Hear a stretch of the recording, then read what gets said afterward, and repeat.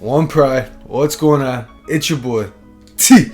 Back at it again with another episode of Talking with T. Let's get into it. Let's get after it, man. On this channel, we chase down the best version of ourselves and we talk about sports. If that interests you, do me a favor and hit that like button and hit that subscribe button. It really helps this channel grow, and I really appreciate you for taking the time out of your day to watch me. So let's dive right into the video. First of all, I just want to admit I was wrong about this Lions team in the offseason. I was wrong about this Lions team in the beginning of the season. This team is a complete dumpster fire right now, and I want you guys to know that it is not Dan Campbell's fault and it is not Brad Holmes' fault. They took over a complete dumpster fire thanks to Matt Patricia, thanks to Bob Quinn. You got to let these guys come in here and build something, and I really believe Brad Holmes is here building something, and I'll get into that later in the video. But remember last offseason when we wanted Robert Saleh during the head coaching search? We wanted Robert Saleh and we wanted Dan Campbell was like, we didn't even know who Dan Campbell was at the time because he was like a kind of an interesting hire at the time. And I really think Dan Campbell's still the guy for the job, even though he's doing the play calling right now and he's not doing very well with it. Look at the talent we have on that offense. We'll get into that in a second too. But anyways, they took over a complete dumpster fire. People were saying this job shouldn't be Robert Saleh's first choice just because he's set up for failure. And that's completely the way it is right now for Brad Holmes and Dan Campbell. This roster was a complete dumpster fire thanks to the old regime. Now the new regime has had one offseason, and guess who's making the most plays for the Detroit Lions right now? It's been all the rookies and everybody else that we brought in, that Brad Holmes and Dan Campbell have brought in. Those are the guys that are making the most plays for the Lions this season. And that's encouraging because that means Brad Holmes is going to be able to draft even better this year. Guess who was making plays yesterday? Levi Onwuzurike was everywhere yesterday. He got that sack late yesterday.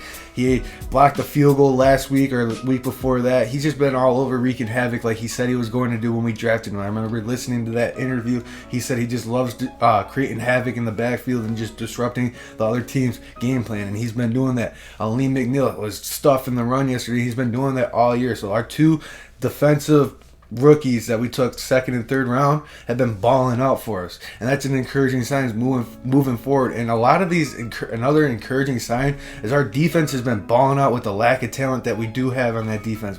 A lot of those guys are undrafted free agents, third stringers at best on other teams, and they're all playing out there, and we're only giving up 14, 16, 17 points a game, and we can't win those games. That's all on the offense, but we'll get into that later in the video. But our defense has been balling out. Jerry Jacobs, undrafted free agent this offseason, he stepped up, and he's getting burnt every once in a while, but he's also playing very good football as a young defensive back who's an undrafted free agent. And these are all guys that Brad Holmes and Dan Campbell brought in here, man. So I'm encouraged with these guys, but I'm not encouraged with is Dan Campbell's decision making when he's calling the offensive plays, man. We can't do 3rd and 14 a draw. I understand you don't have a quarterback that can throw a deep ball without it wobbling, and I understand you don't really trust your quarterback, but eventually you got to move the ball, and it can't be a halfback draw on 3rd and 14. It can't be a quick screen over and over and over again because the defense is going to key on that, and then our defense gets tired, and that's why we give up a 9-minute drive at the end of the game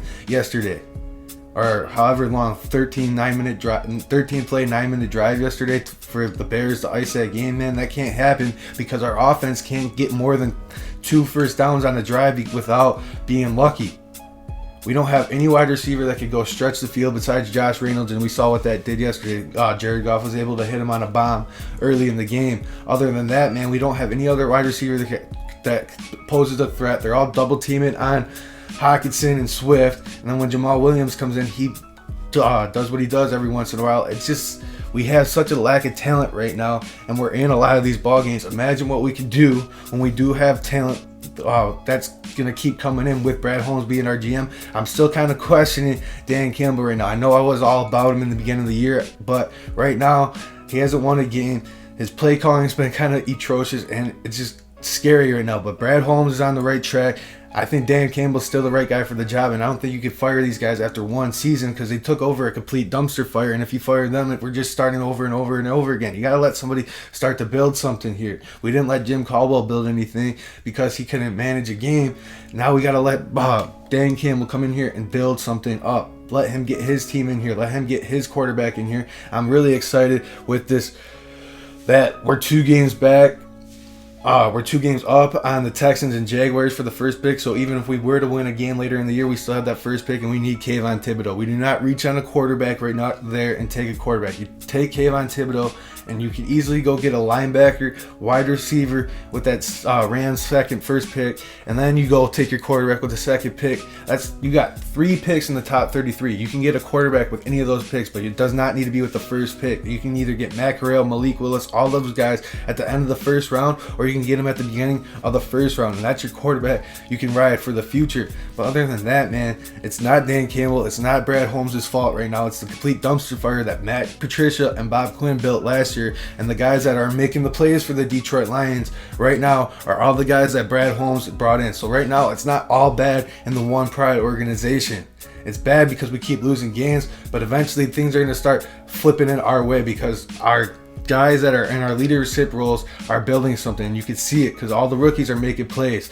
Penei Sewell was blocking his butt off yesterday he was springing all the running backs free. He was springing on one of the plays. He just pancaked somebody. He was just dominant, and he hasn't let up a sack since week 4 or something like that, or since switching to the right side.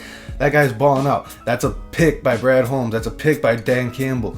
Then you got the 2 rookies that I already brought up earlier, Levi Onwuzurike, Aleem McNeil. And then Derek Barnes was balling out at linebacker yesterday. So all these guys that Brad Holmes had drafted are the ones making the plays for the Lions, and that's a sign of encouragement moving forward in a season that's just lost right now. It's your boy T signing out. I'll see you guys in the next video.